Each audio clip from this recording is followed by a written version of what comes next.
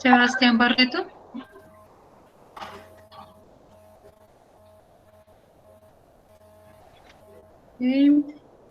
Valentina Barros. Presente, profe, buenas noches. Ok. Juan Camilo Betancourt. Presente, profe, muy buenas noches. Ok. María Paula Botero se encuentra. Sí, profe, presente. Ok. Cristian Mauricio Campos se encuentra. Presente, señora, buenas noches. Buenas noches, ok. Daniela Capera. No, sí, no, ella nos saludó ahorita por el chat.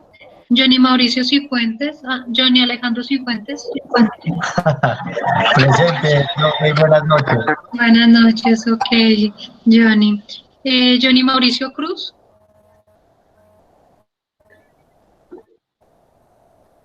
Sí, Daniela, ya te tuve en cuenta la asistencia. Johnny Mauricio Cruz se encuentra.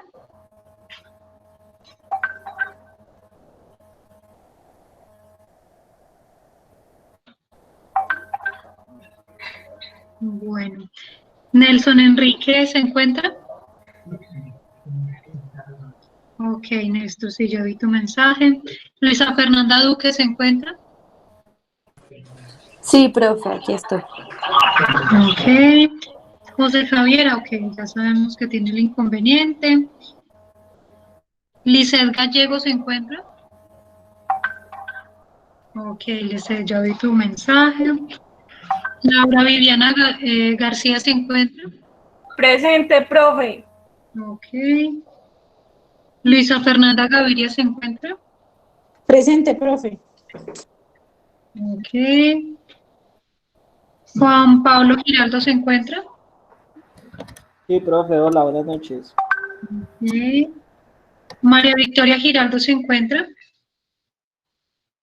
Ok, María Victoria, ya vi tu mensaje.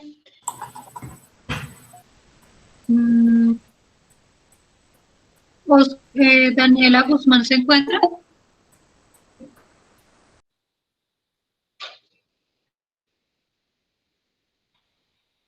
Me salte Oscar Eduardo Guevara. Profe, aquí estoy. Presente. Buenas noches. Buenas noches. Daniela Guzmán se encuentra.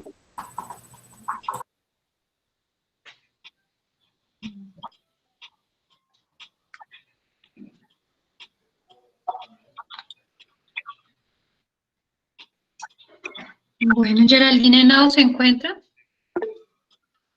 Ok, Geraldine, ya vi tu mensaje. Brenda Hernández se encuentra. Presente, profe. Ok.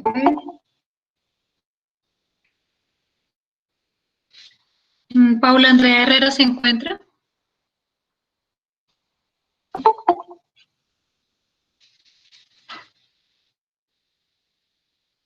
Sandra Milena López. Profe, acá estoy, presente. Ok. Oscar Humberto Merino. Por allá la gente sí la espera, o mucha gente está por ahí en la calle. Presente, profe. Ok. Camila Pruna Guía se encuentra.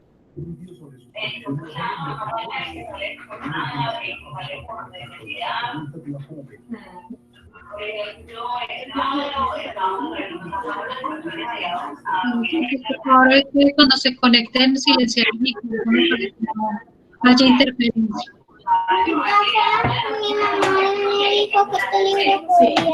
No hay silencio en estos micrófonos, por favor. Ok. Samir Abdul se encuentra. Samir Abdul Mejía. John Andrés Origua. Doctora, buenas noches. Buenas noches. José Mauricio Tálvaro se encuentra. Buenas noches, presente. Ok. María Camila Rendón se encuentra. Ok, ya vi tu mensaje. Brian Steven Rojas se encuentra.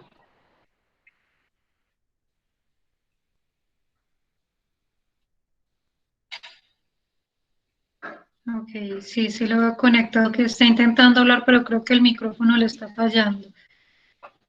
Tania Valeria Romero está. Ok, ya vi tu mensaje. Julián Esteban Toro se encuentra. Sí, profe, presente, buenas noches. Ok. Y Alejandra Valencia se encuentra. Ok, listo, ya vi tu mensaje. Listo. Bueno, muchachos, entonces espero que hayan descansado un poco la semana pasada, compartido con sus familias para aprovechar al máximo estas 2 semanas que volvamos a retomar las actividades académicas en forma, ¿no? Entonces, la idea del día de hoy es que vamos a estar retroalimentando nuevamente la actividad del ensayo.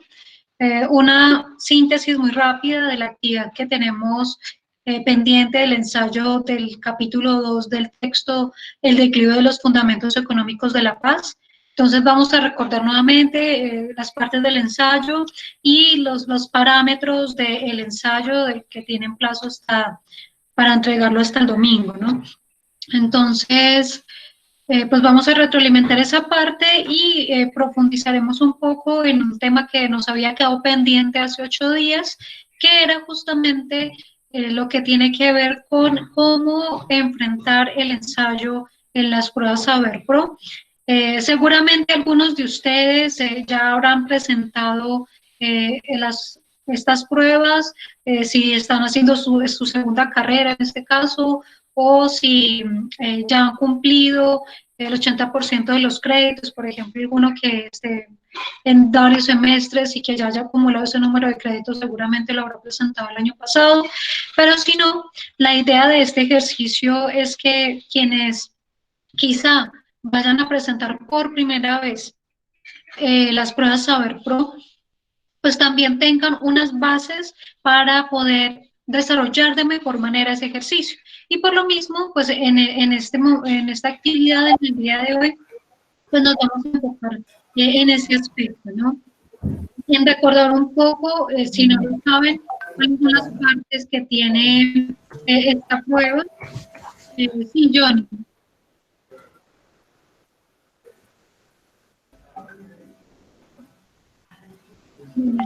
Hola, profe. Buenas noches. Qué pena contigo. Es que estaba súper mal el internet, pero pues cuando me conecté vi que estabas terminando de llamar a la lista. Ah, ok. Johnny Cruz, ¿cierto? Ok, listo. Ya te Sí, señora. Ya. Uh-huh. Gracias, profe. Profe, igual yo, Daniela Guzmán. Daniela Guzmán. Listo, Daniela. Bueno. Entonces les decía, la idea es retroalimentar un poco qué se hace en las pruebas Saber Pro, qué se califica, y pues les daré un par de tips, digamos que para enfrentar un poco las pruebas con base a esto en experiencias que he venido recolectando en los últimos años, por supuesto, recomendaciones desde la época en que lo presenté y que he venido también haciéndole un seguimiento desde esa época hasta el día de hoy en temáticas, en la forma en la que lo califican, en la manera en la que desarrollaron los ensayos las personas que sacaron mejor puntaje en la universidad en esta prueba en específico. Entonces, a partir de ello, pues les daré un par de tips para que también ustedes en cierta forma le pierden un poquito el miedo al examen, porque a veces llegan con muchos nervios y eso también incide en el desempeño que se tiene, pero también para que ustedes sepan qué deben hacer, porque a veces el miedo que se siente cuando tienen que redactar el ensayo tiene que ver justamente con no saber qué es un ensayo, no saber por dónde empiezo, qué tengo que hacer, por dónde termino, cuál es la estructura. Y eso, pues, por supuesto, también estresa un poco a la hora de realizar este tipo de ejercicios. Bien. Entonces, inicialmente, como les decía, vamos a retroalimentar lo que veíamos hace 15 días ya, como para refrescar un poquito el tema del ensayo y el ejercicio que tenemos de esta semana. Y de igual manera, entonces, para posteriormente enfocarnos en las pruebas Saber Pro. Bien, entonces les voy a compartir la pantalla y también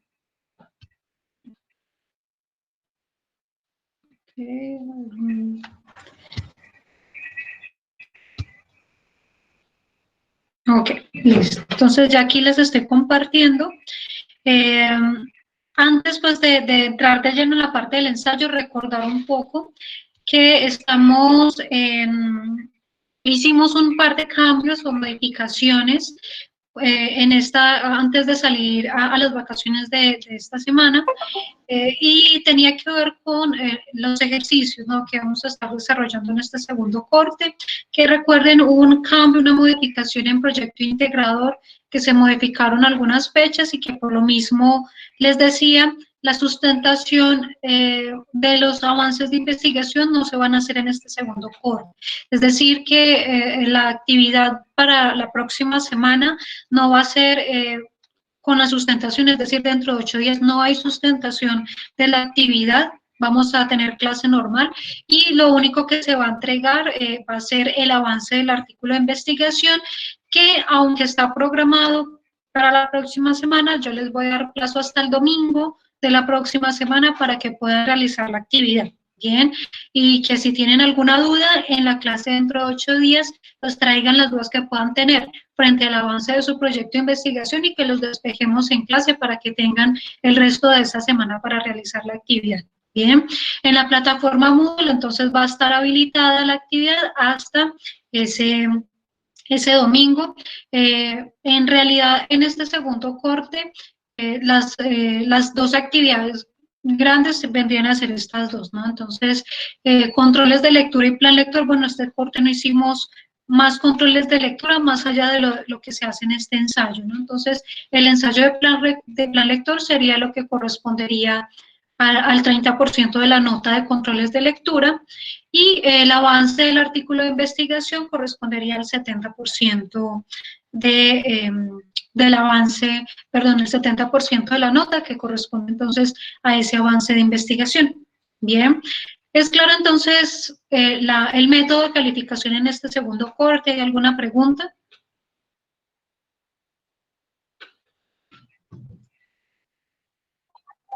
No, profe, todo claro y muchísimas gracias por ampliarnos pues el plazo para entregar el ensayo, profe. Perdón, la sustentación el avance del artículo, profe. Muchas gracias. Listo. Entonces, les reitero que hagamos solamente el ensayo esta semana con plazo hasta este domingo 19 de abril y la entrega del avance de investigación sería para el siguiente domingo, que sería 26 de abril, si no me falla la memoria. ¿Listo? Y de todas formas, los que quieran hacer los videos complementarios que también sirven a modo de bonificación, lo pueden hacer en el transcurso también de la semana, sin inconveniente también pueden realizar la actividad durante la semana para efectos de bonificación, si así lo quieren. ¿Listo?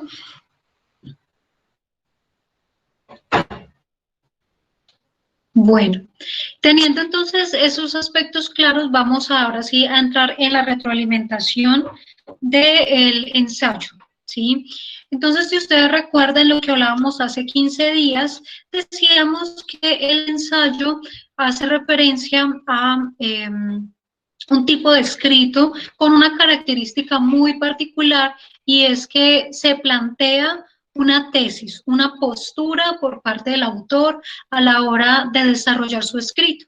Y por lo mismo decíamos que hay un mito generalizado dentro del ámbito académico, llámese a nivel colegio, a nivel universitario, siempre hay un mito de que el ensayo es cualquier cosa que yo escriba o que consiste simplemente en escribir información frente a una temática y realmente pues esto es una imprecisión. Decíamos que por el contrario, una tesis tiene una característica muy importante y es que yo tengo que plantear mi postura frente a la temática. Entonces decíamos, si por ejemplo ustedes les piden que hagan un ensayo frente a, supongamos, el acto administrativo, ¿cierto? Entonces, si yo en ese escrito lo que hago es definir simplemente, ¿no? Porque no está mal decir que es un acto administrativo en el ensayo, no, pero el ensayo no se puede limitar a simplemente describir desde la norma y la jurisprudencia que es el acto administrativo. Bien, en el ensayo yo puedo plantear esa base, pero luego tengo que mostrar una postura frente a algo en particular de ese ensayo, de esa temática, porque de lo contrario va a terminar siendo una reseña o un texto informativo, que por lo mismo yo siempre recomiendo, si ustedes les piden en alguna asignatura hacer un ensayo, siempre pedirle al docente que les clarifique, ¿no? De qué maneras se ejecutan, o qué partes, o cómo quiere el docente que se realice el ensayo, porque a veces pues tienen posturas diferentes, a veces quieren es un ensayo de opinión, otras veces quieren es un ensayo argumentativo, ¿no? De acuerdo con lo que les describen los docentes, pues uno se da cuenta de qué tipo de ensayo requieren y eso les permite también desarrollar de mejor manera el ensayo. Bien. Y bueno, entonces decíamos en la última clase que el ensayo tiene una estructura básica y eso es lo que hay que tener en mente para el ensayo que se tiene en este caso de plan lector y también para el ensayo de las pruebas Saber Pro. El ensayo siempre va a contar con 3 aspectos esenciales: la introducción, los argumentos y las conclusiones. Y esos 3 aspectos tienen que ser muy claros, incluso si yo no pongo subtítulo introducción, subtítulo argumento, subtítulo conclusiones, sí tiene que denotar, por ejemplo, el primer párrafo, los 2 primeros párrafos tienen que ser o tienen que evidenciar un contenido de introducción, es decir, que muestre una contextualización y se plantee la postura que se va a desarrollar. Posteriormente yo tengo que mostrar que estoy desarrollando unos argumentos y el último párrafo tiene que ser una conclusión, ¿sí? Hay personas que prefieren poner los subtítulos y no está mal cuando son ensayos más largos, ¿no? Cuando es un ensayo de una página, por ejemplo, como en el caso de las pruebas Saber Pro, no es necesario. Pero sí, como les digo, la idea que se transmite en el primer párrafo tiene que mostrar o reflejar una introducción. El último párrafo tiene que reflejar una conclusión y lo que hay en medio pues tiene que reflejar argumentos. ¿Listo? En la última clase hablábamos también de qué hay que hacer dentro de la introducción y decíamos que dentro de esa introducción se hace una contextualización, que recuerden, una contextualización hace referencia a yo mostrarle al lector qué quiero tratar dentro del tema, dentro de ese ensayo. Es decir, hablo unos aspectos mínimos de mi tema a desarrollar. Si yo voy a hablar, supongamos, del conflicto armado en Colombia, ¿cierto? Entonces, ese primer párrafo mostraría algo introductorio a la temática.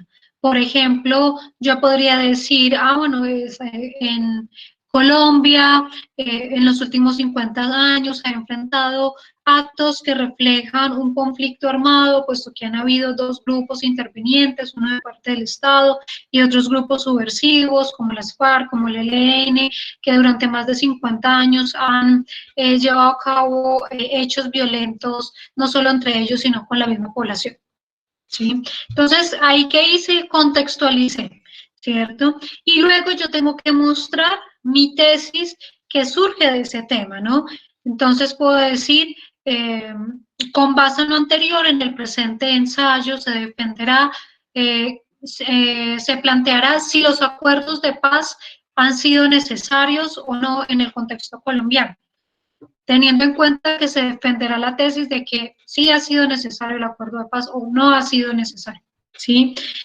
Entonces, usualmente dentro de esa introducción se plantea la postura. Algunos prefieren, yo personalmente recomiendo que se plantee la pregunta-problema y a partir de la pregunta-problema se plantee la tesis o la postura que se va a desarrollar dentro del ensayo, ¿sí? Como les decía, hice la contextualización e indiqué que el ensayo se basará en analizar si ha sido necesario el proceso de paz dentro del contexto colombiano, ¿sí? Entonces, ahí planteo una pregunta-problema y de esa pregunta-problema se va a desprender una tesis. ¿Y cuál va a ser la tesis? La postura negativa, afirmativa o término medio o moderada frente a esa pregunta-problema.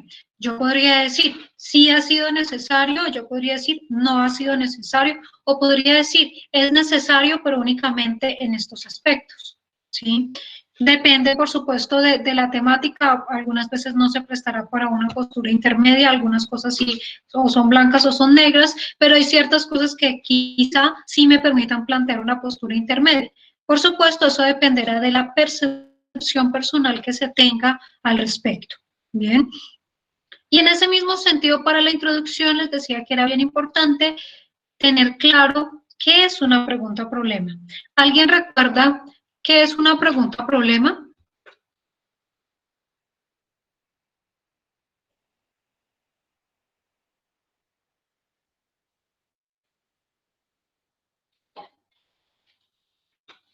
Por ejemplo, María Paula Botero. ¿Estás ahí? ¿Nos recuerdas en la última sesión que hablábamos o que decíamos qué significaba o qué era una pregunta problema?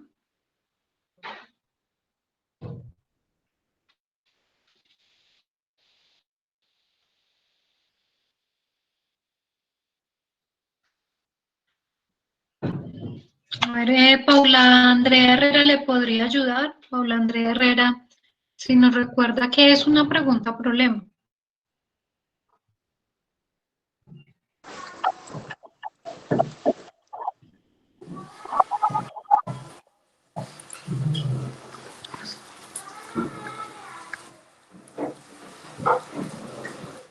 Profe, una pregunta problema es aquella la cual nos remite a hacer una investigación, sí, como la que nos pone a investigar y nos hace pensar en un problema mucho más complejo, no es algo así de sí o no, y ya.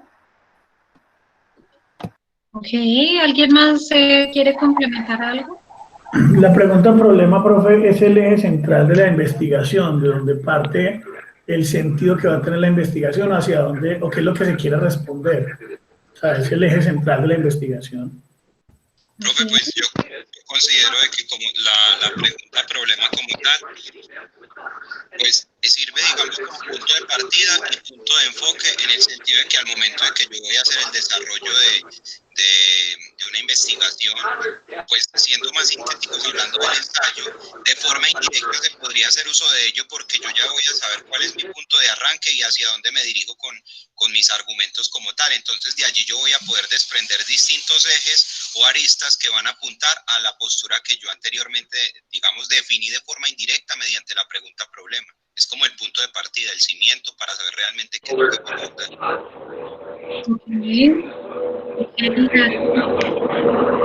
Entonces, teniendo en cuenta las diferentes opiniones, sí, digamos que la pregunta problema, algunos también en un ensayo de tipo jurídico lo llamarían el problema jurídico, que sin embargo, digamos, hay una diferencia, ¿no?, entre plantear una pregunta problema o un problema jurídico en una investigación y plantear una pregunta problema en un ensayo. Claro, la pregunta problema me va a llevar a pensar. En un ensayo argumentativo, por ejemplo, me puede llevar a investigar, no en los mismos términos de una investigación, que tenga un método, que tenga que utilizar instrumentos de recolección de información, por ejemplo, pero sí me puede llevar o me tiene que llevar a una reflexión, ¿sí? Entonces, en la pregunta problema me tiene que llevar a realizar una reflexión, no debe ser una pregunta que me lleve simplemente a plantear una definición, ¿sí? Por ejemplo, no es lo mismo que yo pregunte, ¿qué es un conflicto armado? ¿Sí? A que yo diga, ¿podemos afirmar que en Colombia existe o ha existido un conflicto armado interno? ¿Sí? Porque hay, por ejemplo, posiciones que dicen que en Colombia nunca ha habido conflicto armado, hay quienes defienden esa postura y hay quienes dicen, no, en Colombia ha existido un conflicto armado y cada uno tendrá sus motivos, ¿no? Que cada persona pues podría sustentar de acuerdo con una perspectiva o una opinión, ¿listo? Pero si yo simplemente digo que es un conflicto armado interno, esa pregunta me va a llevar simplemente a realizar una definición del conflicto armado, pero no me lleva a hacer una reflexión, ni me lleva a tomar una postura personal, una posición dentro de la cual yo pueda plantear mis argumentos, mi postura, ¿sí? Entonces hay que tener cuidado con la forma en la que se plantea la pregunta, porque definitivamente si yo no planteo bien la pregunta cuando estoy iniciando el ensayo, eso me puede terminar llevando a que no haga argumentos, sino que termine siendo un texto informativo. Bien, entonces por lo mismo resulta muy importante en la introducción contextualizar brevemente y posteriormente indicar la tesis, ¿no? Que no es una camisa de fuerza, hay ensayos que ustedes se encuentran y ven que directamente plantean la tesis sin indicar pregunta-problema, pero en general se recomienda que uno indique una pregunta-problema y que a partir de ella yo plantee mi postura. Así como se los decía, ¿no? Contextualizo sobre el conflicto armado e indico, por ejemplo, si en Colombia se pretenderá en el ensayo explicar si en Colombia ha habido una implementación eficaz de los acuerdos de paz, tomando como postura que sí, no, que un poco, que hay que dar más tiempo. Bueno, ya ahí cada persona plantea la tesis que quiere.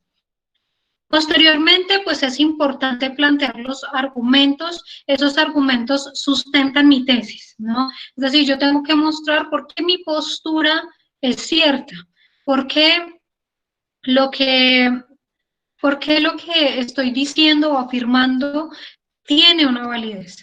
Bien, y finalmente llego a unas conclusiones y esas conclusiones entonces redondean las ideas que ya he desarrollado previamente. Y ojo con lo que también les decía en las conclusiones yo no desarrollo nuevos argumentos. En las conclusiones yo ya redondeo lo que ya dije e indico si se ratificó o no se ratificó la tesis, ¿no? Entonces yo puedo decir, por ejemplo, por lo anterior, puede verse que efectivamente en Colombia ha habido una implementación parcial de los acuerdos de paz, pero se requerirá más tiempo para lograr una implementación eficaz, porque como se expuso, falta estos y estos elementos.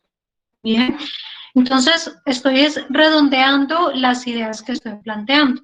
Bien, eso principalmente para un ensayo de opinión como los que les piden en las pruebas SaberPro.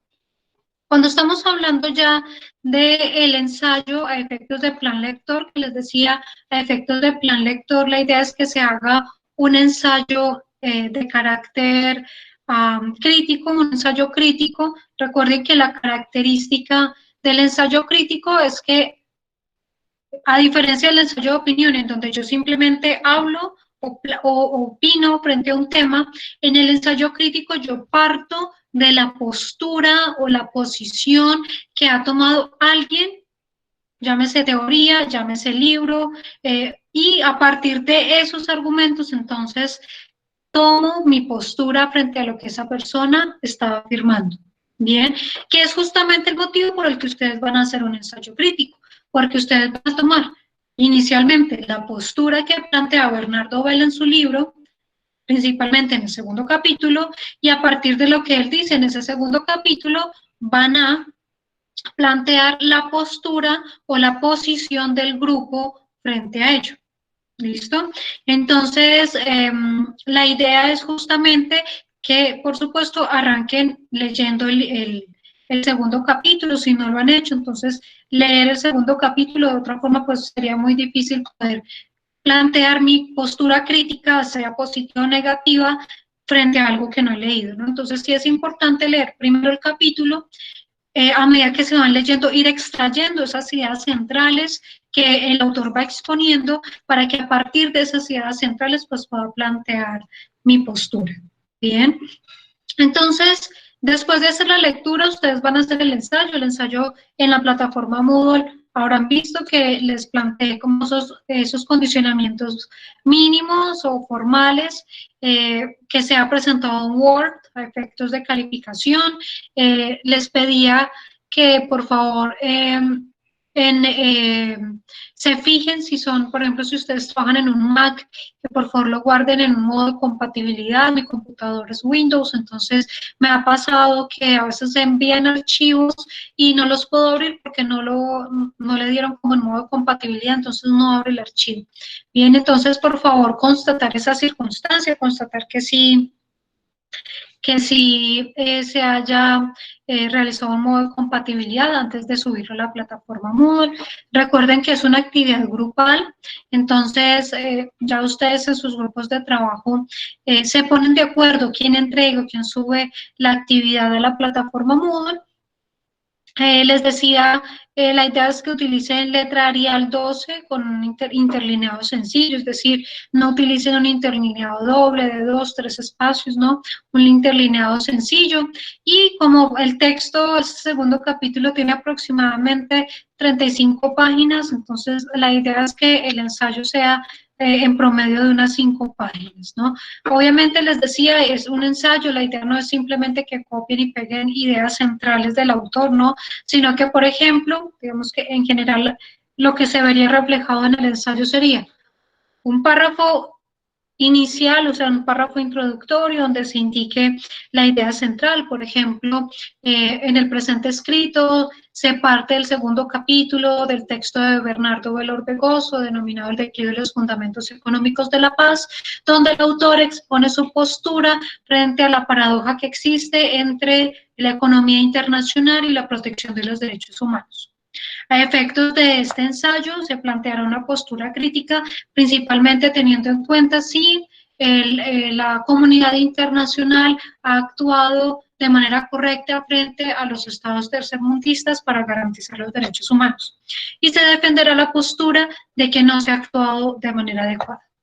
Bien, ese sería un párrafo introductorio. Luego se plantean los argumentos. Entonces, ¿cómo se pueden ver esos argumentos? Pueden hacer un párrafo en donde indican la idea del autor. Bernardo Vela en el texto explica que bla, bla, bla, bla, bla. Y luego la postura, un párrafo en donde indiquen la postura del grupo frente a eso.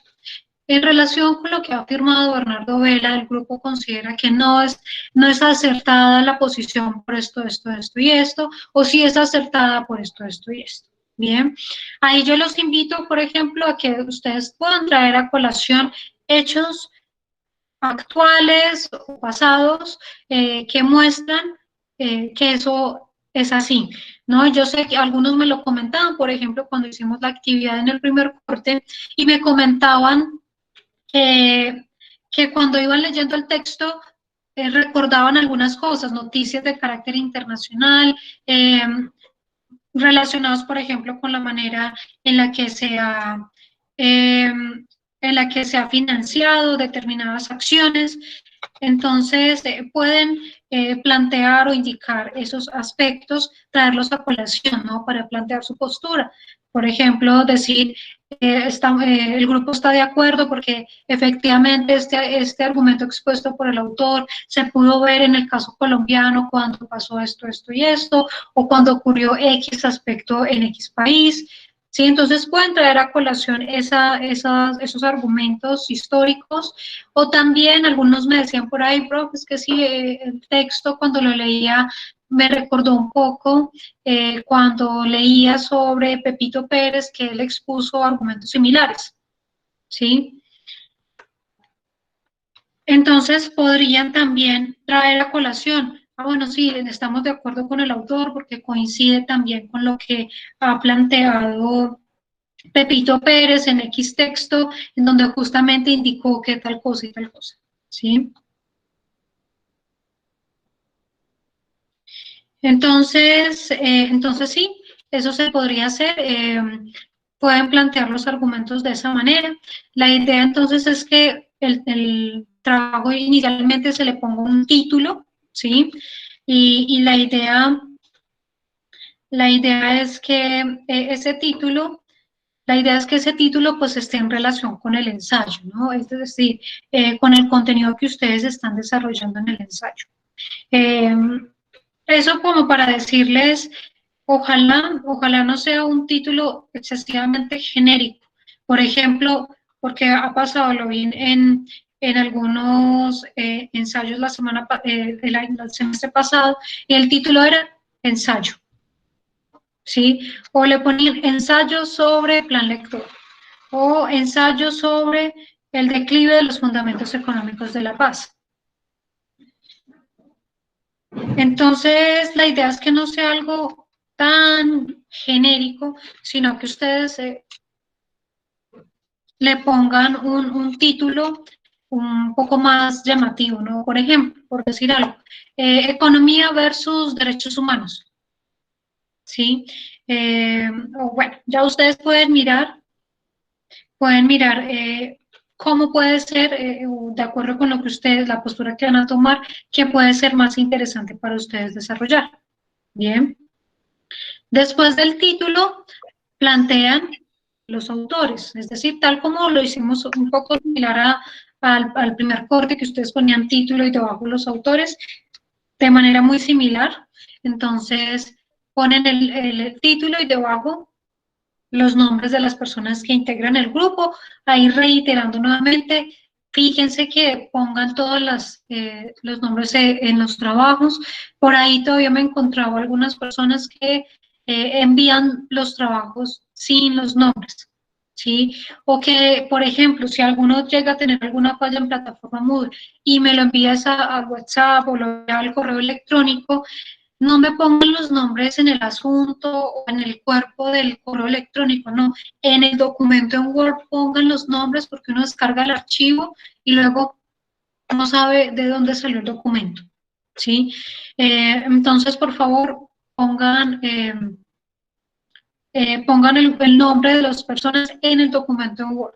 Bien, no en el mensaje de WhatsApp, no en el mensaje del correo electrónico, sino como tal en el documento en Word. Aunque bueno, imagino que no van a haber problemas porque la entrega es a través de la plataforma Moodle y por lo mismo pues no tendría por qué tenerse esta dificultad. Bien, luego hacer una breve introducción en los términos en los que se los he planteado, hacer una breve contextualización, la postura que van a tomar, los argumentos que se centran en idea del autor y luego en la postura del grupo y la conclusión, ¿cierto? Las conclusiones a las que llegan, redondeando los argumentos que ya han expuesto y ratificando la postura del grupo al respecto. ¿Listo?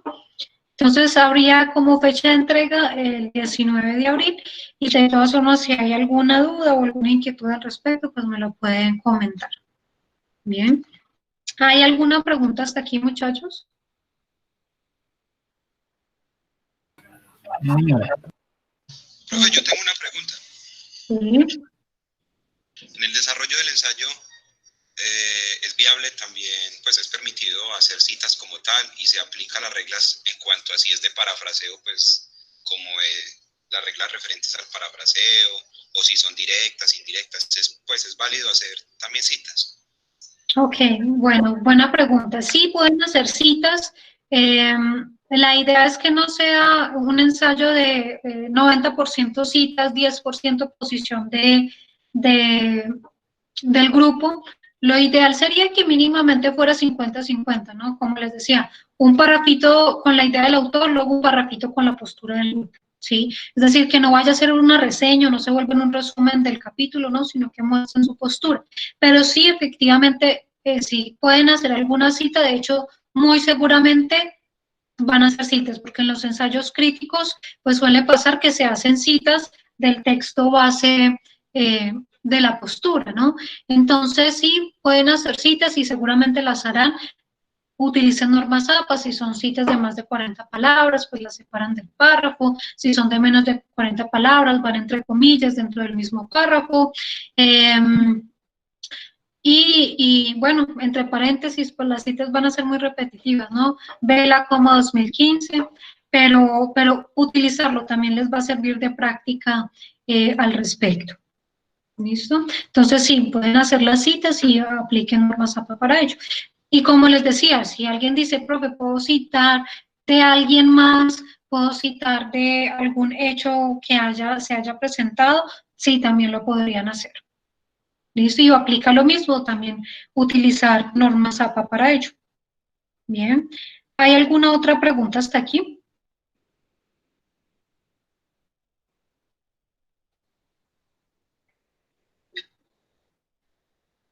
Bueno, entonces, sí. Ok, bueno, entonces, Teniendo eso claro, entonces quería ya pasar a algunas recomendaciones generales para la presentación de las pruebas Saber Pro.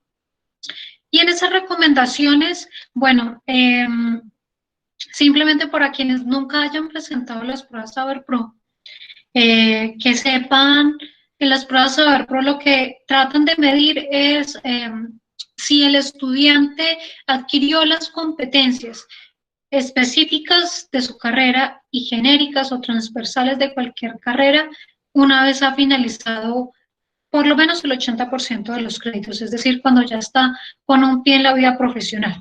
Bien. Desde esa perspectiva, entonces, cuando ustedes van a considerar si se hace la presentación de las pruebas Saber Pro, bueno, recuerden, si no lo saben, las pruebas Saber Pro se presentan en el segundo semestre del año. Es decir, ustedes las presentarían si no hay modificaciones o cambios por las circunstancias que se están viviendo, ustedes las están presentando en el segundo semestre. Usualmente son octubre-noviembre. Normalmente son en octubre o en noviembre. Bien. La fecha realmente la define los ICFES, que es la institución que realiza el examen. Y es importante que sepan que esa prueba se toma una vez han cumplido el 80% de los créditos, por eso es que se presenta en noveno. O algunos la presentan antes cuando están, digamos que, independiente de la materia que estén viendo, cuando ya han cumplido ese 80% de los condicionamientos, ¿no? Quizá por lo mismo alguno ya habrá presentado la prueba. La universidad les da a conocer eso, los llaman o les mandan un correo electrónico indicándoles que ya cumplen pues, con los requisitos para ser inscritos. El día de las pruebas, ustedes saben, tienen las pruebas se dividen en dos tipos de exámenes. Un examen genérico, en ese examen genérico es muy estilo prueba ICFES, de determinación del colegio, es decir, les evalúan inglés, les evalúan matemáticas, les evalúan lectura crítica y les evalúan competencias escritas a través de un ensayo. Bien. Entonces, cuando se hace ese módulo genérico, pues, ¿qué les recomiendo? Sobre todo en lectura crítica y para el ensayo, signos de puntuación y ortografía les ayuda mucho cuando están haciendo lectura crítica. Por supuesto, leer en sí mismo es un ejercicio que ayuda también a la lectura crítica. Y para el módulo de matemáticas, yo les recomiendo también que revisen un poco el tema de estadística y de interpretación de gráficas y que repasen, o sea, aspectos muy básicos, ¿no? Suelen preguntar perímetro, área, calcular el perímetro, el área de algo, que es, en teoría, eso ya lo deberíamos saber por el colegio. Y preguntan mucho interpretación de gráficas. Les ponen una gráfica de X cosa y a partir de eso salen preguntas de cómo se interpreta esa gráfica. Bien. Bueno, si nos da el semestre, si nos da el tiempo y se nos presta un poco la tecnología, trataré también de que en algún espacio nos acompañe un docente como para que también les dé unas recomendaciones en términos de interpretación de gráficas. Bien. Ya en lo que tiene que ver con las pruebas específicas, eso varía de carrera en carrera. Para el caso de el derecho, se evalúan 3 módulos. El módulo de investigación jurídica, el módulo de comunicación jurídica y el módulo de resolución de conflictos, ¿sí?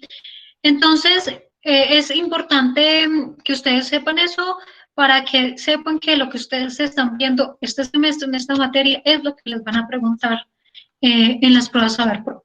Y por lo mismo es que es tan importante que no descarten el contenido que estamos viendo, porque eso es lo que les van a preguntar. Y los que ya lo han presentado justamente comentan eso.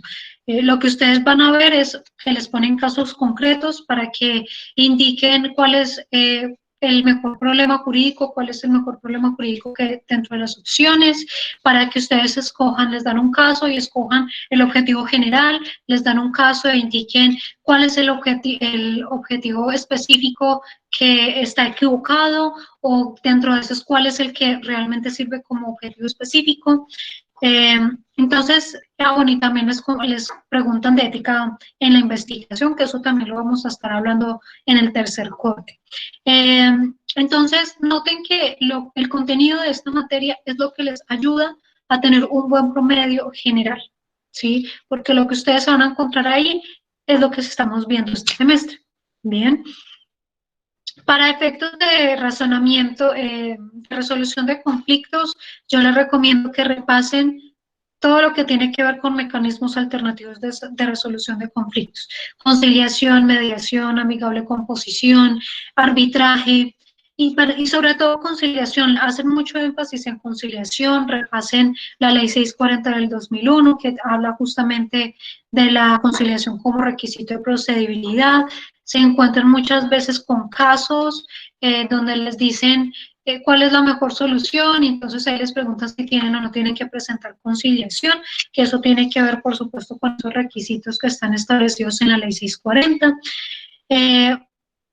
Entonces, las pruebas Saber Pro parten de la base de que ustedes tienen los conceptos claros, ¿sí? Y por lo mismo, pues ese es el llamado, ¿no? A repasar, a no olvidar lo que están viendo en la carrera, porque a ustedes allá van a partir de la base de que tienen los conceptos claros de primer, segundo, tercer semestre y de toda la carrera. Las pruebas y las preguntas, que haremos también en otra sesión un par de ejercicios con preguntas de las pruebas Saber Pro. Las preguntas, ustedes, bueno, cuando los vemos les voy a mostrar que mezclan los conceptos de diferentes materias. Por ejemplo, en preguntas de investigación, comprueban si ustedes saben de derecho penal, de derecho constitucional, de derecho de familia. En las preguntas de comunicación jurídica, se dan cuenta si ustedes saben de las diferentes áreas del derecho, porque muchas veces la respuesta está en relación con lo que se ha explicado en ese contenido en la materia, ¿sí? Por lo mismo es que es tan importante que ustedes tengan los conceptos claros. Más allá de que se sepan al pie de la letra la Constitución o cualquier norma, que ustedes tengan claro los conceptos y lo que se ha visto a lo largo de la carrera. Bien.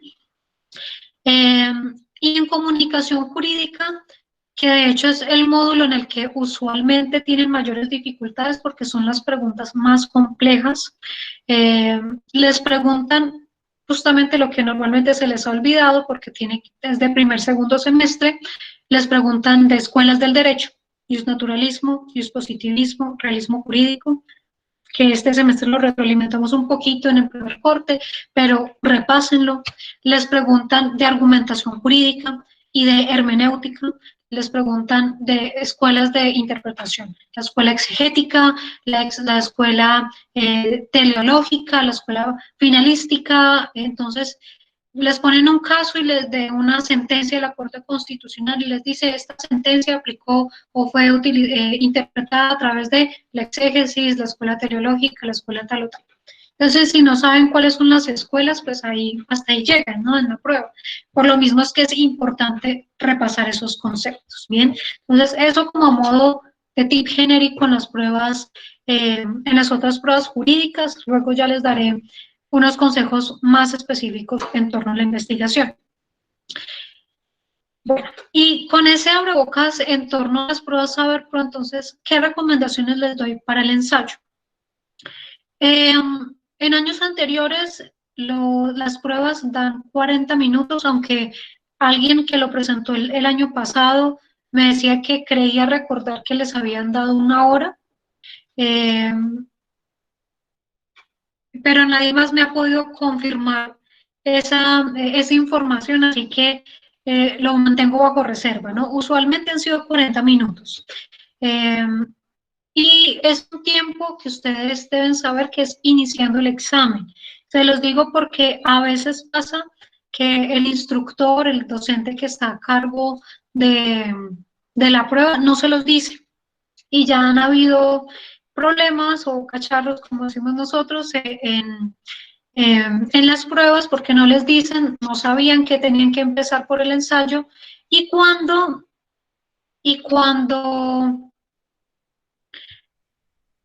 se van a ver que han escrito, pues no escribieron nada, ¿cierto? Porque no sabían que tenían que empezar por ahí. Entonces siempre recuerden que el ensayo es lo primero que tienen que hacer. En el cuadernillo van a ver que dentro del cuadernillo hay otro cuadernillo más chiquito que es para las pruebas, para la prueba del ensayo, y está suelto porque justamente lo van a recoger a los 40 minutos o a la hora, y con lo que hayan hecho, así hayan terminado o no hayan terminado, con lo que hayan hecho, pues se va a recoger la prueba. No es un tema libre, eso es algo también que deben tenerlo claro. Las pruebas no les permite escoger el tema, las pruebas les dicen de qué tema tienen que realizar el ensayo. ¿Cuál es la ventaja que tienen ustedes como abogados? Que usualmente las pruebas plantean temas de relevancia social y usualmente esos temas de relevancia social de alguna u otra manera tienen contacto con el derecho, ¿no? Por ejemplo, me decían el año pasado el tema fue eutanasia. Entonces, es más fácil seguramente por un abogado hacer un ensayo de una eutanasia que, por ejemplo, un ingeniero lo pongan a hacer un ensayo sobre qué piensa de la eutanasia, ¿cierto?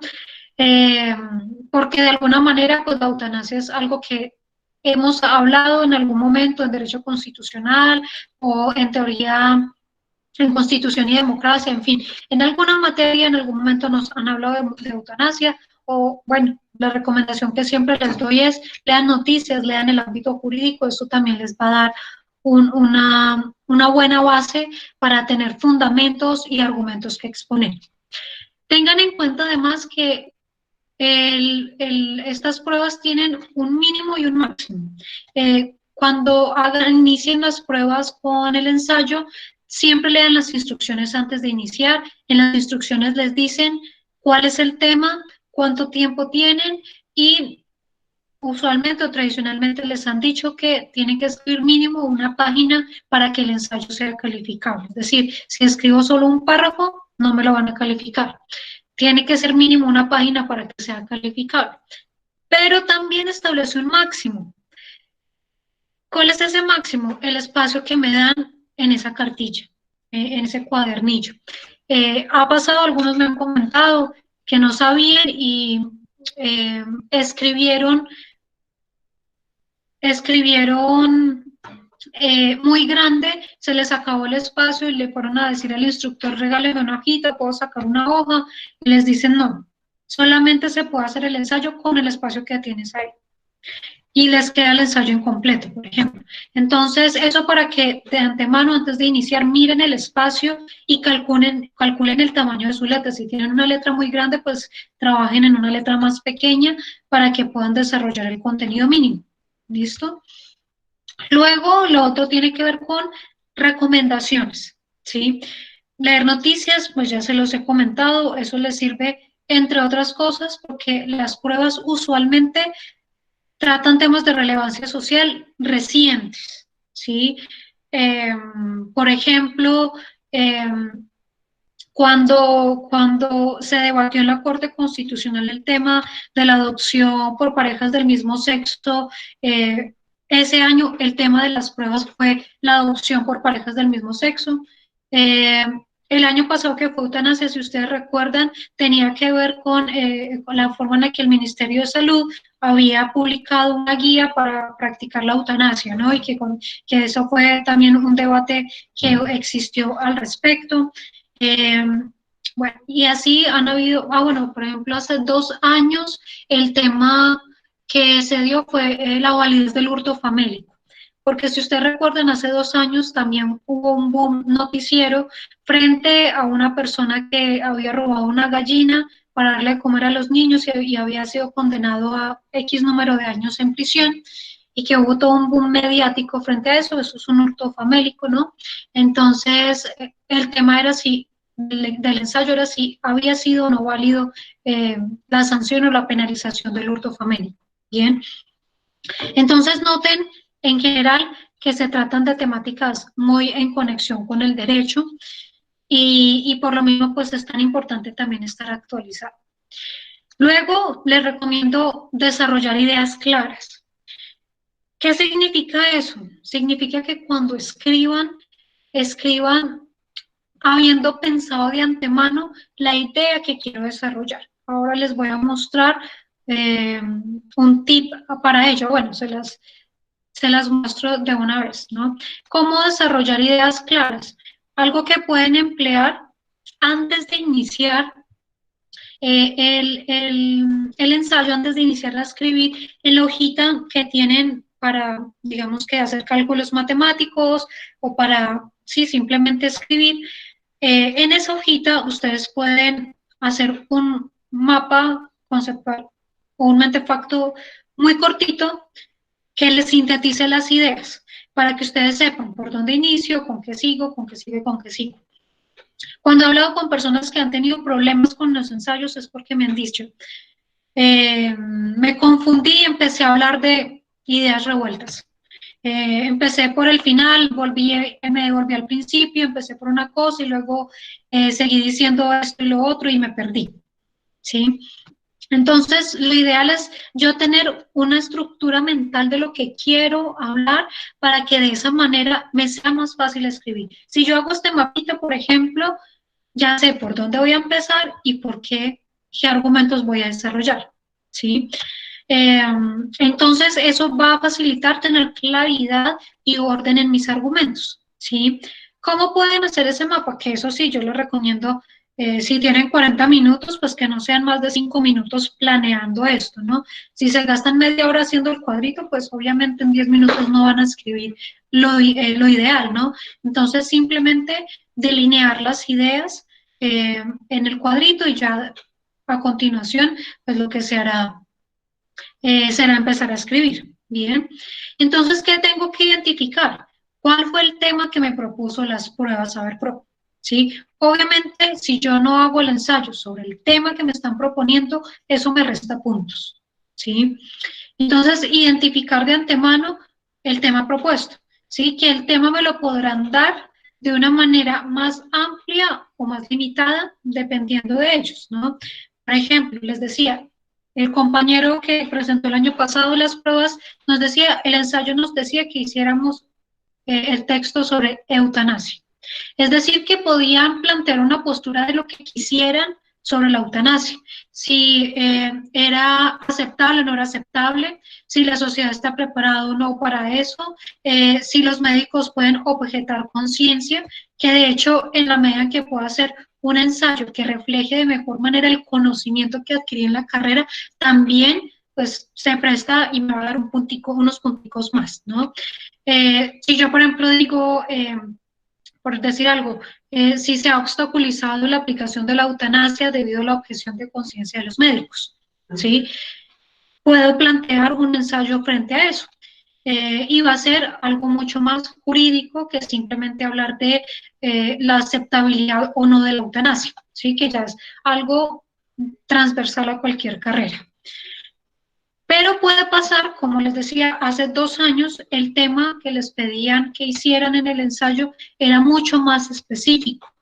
Casi les decían la pregunta problema, o sea, les decían, haga un ensayo sobre la validez de penalizar el hurto famélico, ¿sí? Es decir, que en ese caso les dijeron la pregunta problema. La pregunta problema ¿es válido penalizar el hurto famélico en Colombia? Entonces, ahí ustedes lo que tenían que hacer era simplemente plantear la postura que quiero desarrollar en mi ensayo. Entonces, eso no quiere decir que no hagan una introducción, sí, hagan la introducción, pero ya tienen clara cuál es su pregunta problema, voy a tomar una postura, que si estoy de acuerdo o no estoy de acuerdo, o estoy de acuerdo en estas circunstancias, ¿bien?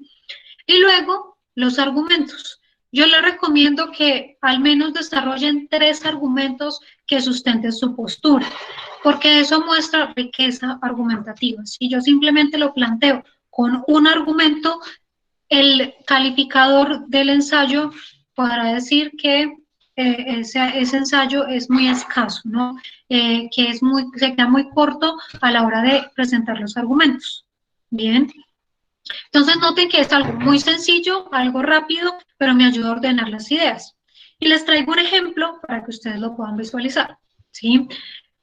Supongamos que en las pruebas de este año les dijeran que hagan un ensayo sobre la influencia que ha tenido el COVID-19 en las familias colombianas, ¿sí? Entonces, les están planteando un tema específico. No puedo hablar de cualquier cosa sobre el COVID-19, tengo que hablar de la influencia que ha tenido en la familia colombiana. Entonces, sobre eso tengo que escribir, porque si no me van a decir, es incoherente. Bien, entonces ya tengo el tema, ahora voy a plantear mi postura. ¿Cuál va a ser mi postura? Bueno, mi postura es que el COVID-19 sí ha influido en las familias desde lo económico, lo social y lo cultural. Bien. Y luego voy a desarrollar los argumentos, ok, voy a desarrollar un argumento económico que va a decir que ha habido una influencia en la parte económica porque ha incidido en la falta de empleo, la falta de alimentos, y eso ha conllevado que, por ejemplo, las familias no puedan pagar servicios públicos o no puedan pagar sus arrendamientos, entonces que ha generado un conflicto en términos económicos.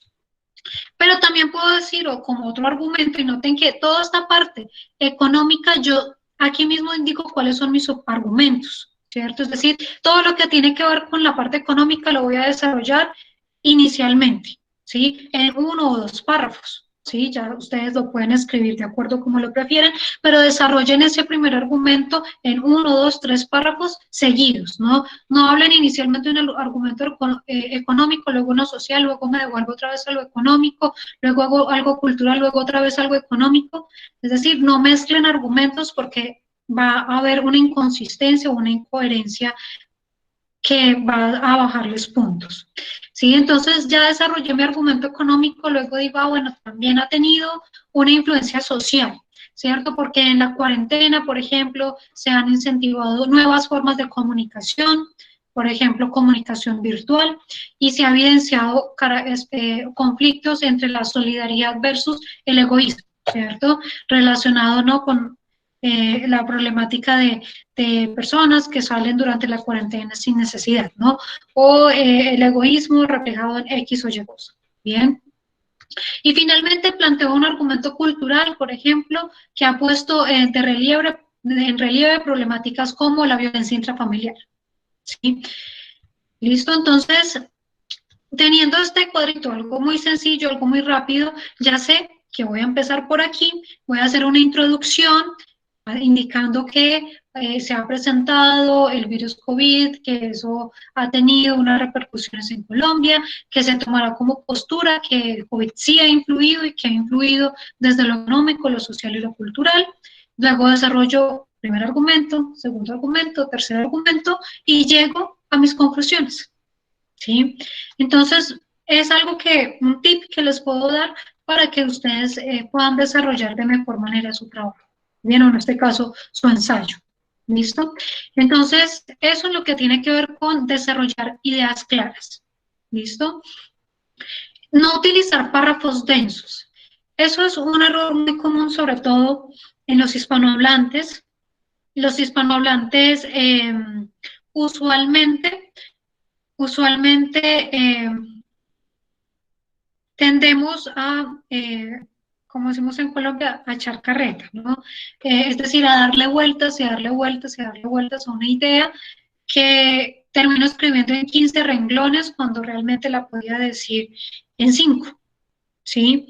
Entonces, se privilegia una redacción concreta, una redacción asertiva, y otra forma de que no me queden los párrafos densos es usar con signos de puntuación. Un párrafo denso usualmente va a tener 5 y 6 renglones sin un solo signo de puntuación.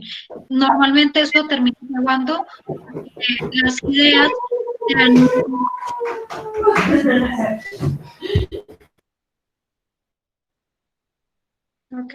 Eso normalmente termina llevando a que las ideas desarrolladas en ese párrafo estén revueltas o no sean claras, ¿sí? Entonces, recuerden que un párrafo es un conjunto de ideas, ¿sí? Pero que son ideas que están conectadas, porque si no están conectadas, yo debería dividirlas en 2 párrafos, ¿no? Entonces, un párrafo es un conjunto de ideas, pero esas ideas que si bien están conectadas pueden ser diferentes, ¿no?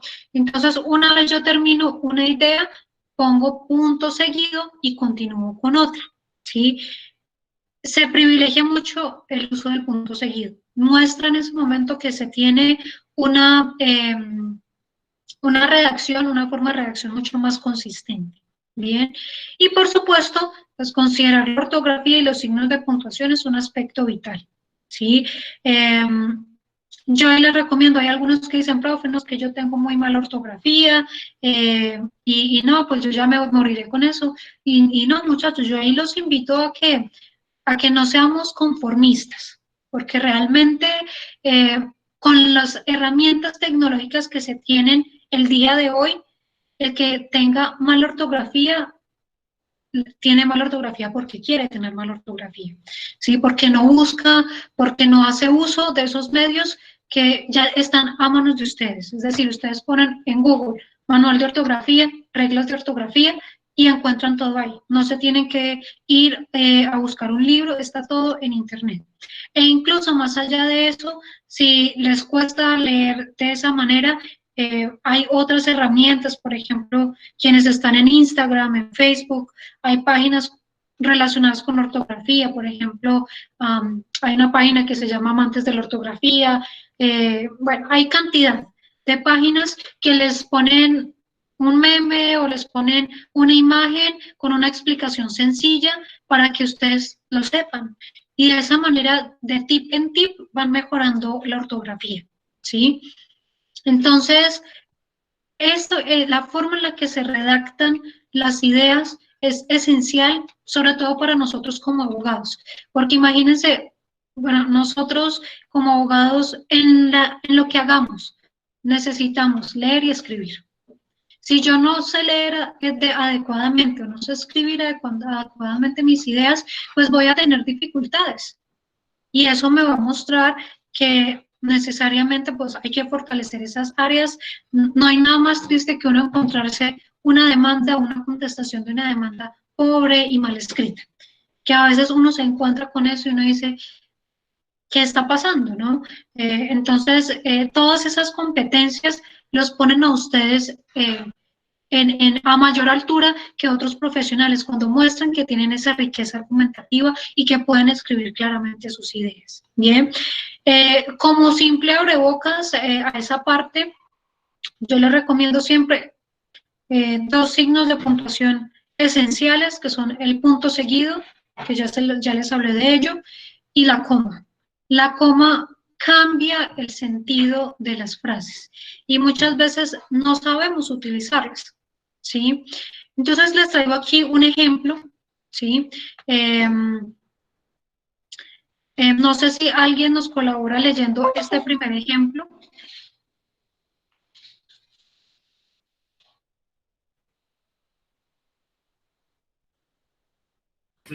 Lo ves que se ve como borroso. Profe, es que a mí ya me voy a compartir la información.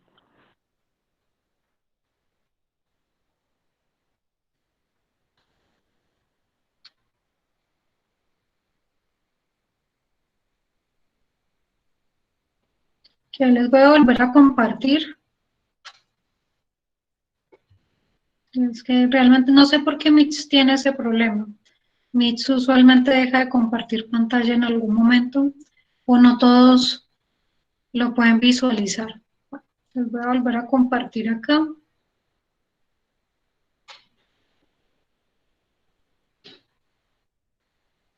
Ok, bueno.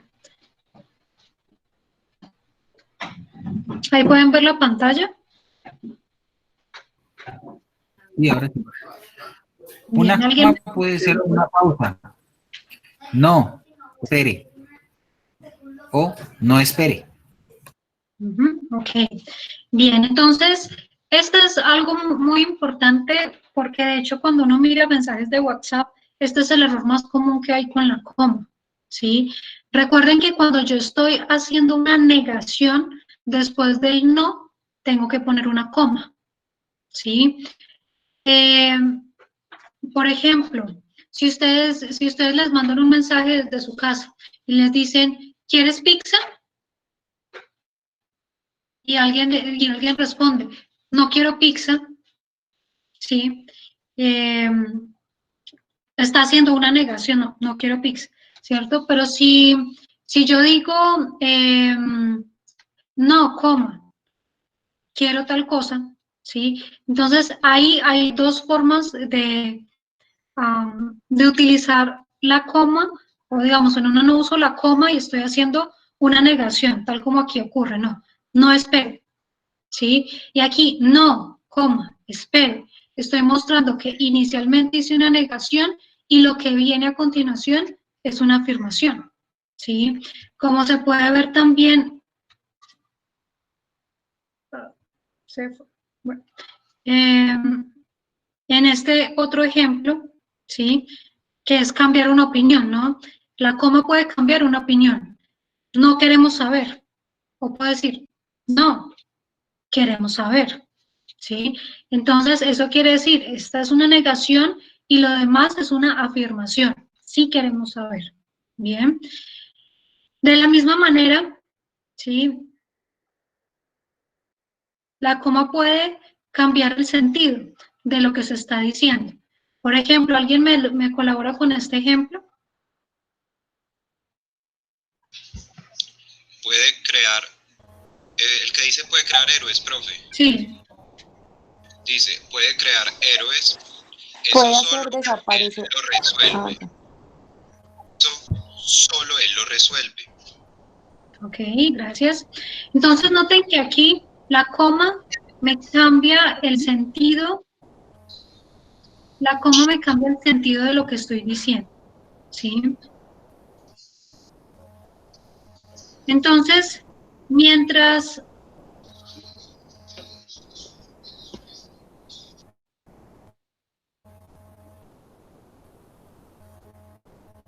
por ahí hay algún micrófono abierto, sí, por favor, lo silencian.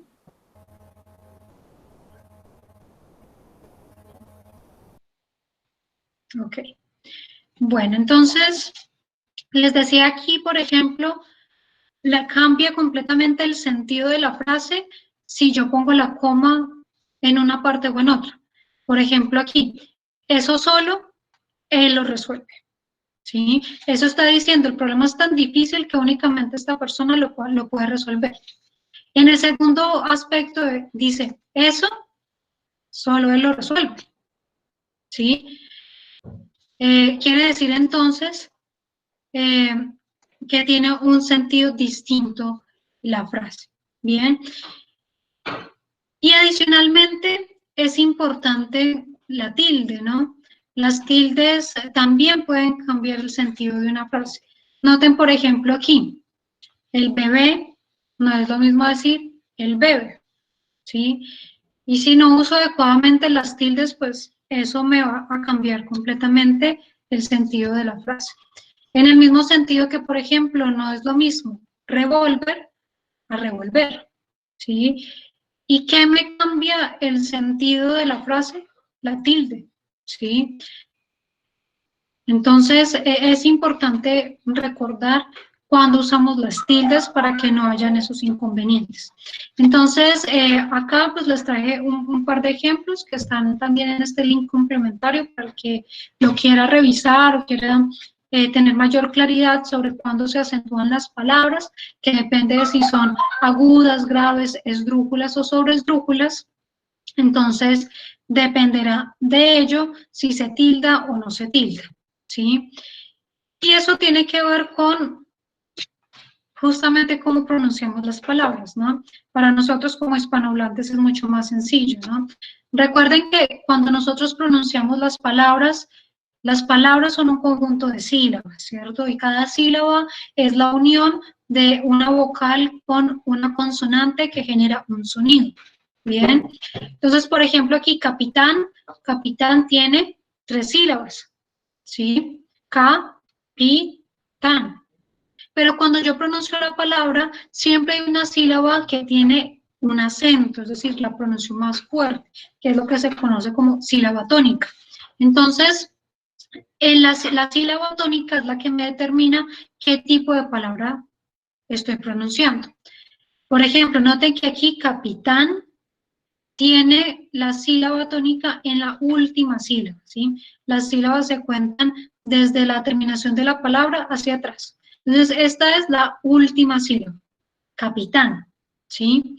Entonces, yo no digo capitán, ni digo capitán, digo capitán, ¿bien? Entonces, la sílaba con acento es la última, eso significa que es una palabra aguda, ¿sí? Aquí, por ejemplo, si ustedes ven zapato, zapato no tiene el acento en la última sílaba. Yo no digo zapato, yo digo zapato, ¿cierto? Como tiene el acento en la penúltima sílaba, es una palabra grave. Las palabras que tienen acento en la antepenúltima sílaba se conocen como esdrújulas, ¿sí? Por ejemplo, gramática. Y palabras mucho más extensas que tengan acento en cualquier sílaba anterior a la antepenúltima son conocidas como esdrújulas, ¿sí? Por ejemplo, ¿quién? Véndemelo, ¿sí? Es una palabra sobre esdrújula. Y las reglas son realmente sencillas. Las palabras agudas se tildan siempre que terminan en N, S o vocal. Por eso capitán lleva tilde, porque tiene el acento en la última sílaba, es decir, es una palabra aguda, y termina en N, ¿sí? Ratón, por ejemplo, ratón lleva tilde, ¿sí? Las palabras graves son todo lo contrario. Las palabras graves no llevan tilde si terminan en N, S o vocal. Por eso es que zapato no lleva tilde, porque termina en vocal y tiene el acento en la penúltima sílaba, ¿sí? Y las esdrújulas y sobreesdrújulas es la regla más sencilla, siempre llevan tilde, ¿sí? Entonces ahí también la invitación, esto al principio de pronto parece complejo, pero en la medida en que uno va adecuándose a pensar las palabras, uno se da cuenta con mayor rapidez si lleva o no lleva tilde. Y la invitación es cada uno de sus casas, con su nombre, con su apellido, hagan el ejercicio, ¿sí? Y se van a dar cuenta porque su nombre lleva o no lleva tilde, ¿sí? Por ejemplo, Juliana. Si ustedes ven Juliana, Juliana tiene 3 sílabas. Juliana, ¿sí? ¿Dónde hago el acento? En lia, Juliana. Eso quiere decir que mi nombre es una palabra grave. Y como termina en vocal, en la A, no lleva tilde, porque es una palabra grave y termina en vocal. Bien. Entonces, bueno, eso es un tip genérico de lo más básico de la gramática y de la ortografía para que ustedes lo tengan presente. Aquí les dejé un link que puede ser de interés si alguno quiere retroalimentar un poco más la temática. ¿Listo? Bueno, muchachos, no sé si hay alguna pregunta hasta acá.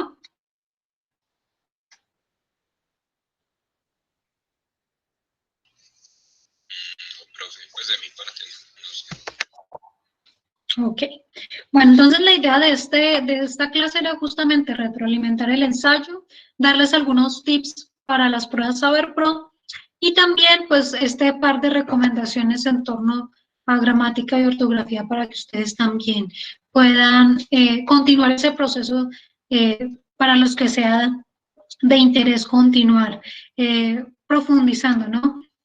En esas competencias escritas. Bien. ¿Hay alguna pregunta, muchachos, del ensayo, de la actividad que tienen de plan lector?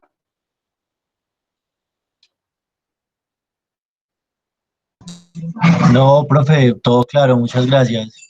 Ok, bueno muchachos, entonces yo les voy a enviar estas diapositivas también al grupo de WhatsApp para que las puedan repasar en caso de que así lo quieran y también para que tengan ahí claro la estructura del ensayo de plan lector, que no olviden entonces la entrega hasta este domingo. ¿Listo? Quería constatar si Sebastián Barreto llegó.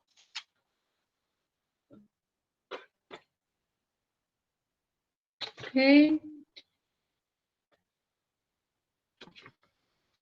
Paula Andrea Herrera se conectó.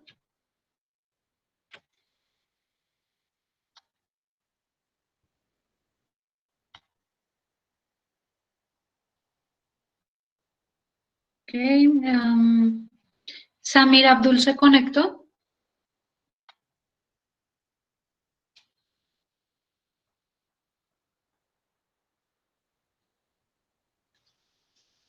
Pues ahí aparece conectado, profe, no sé. Hola, profe, sí.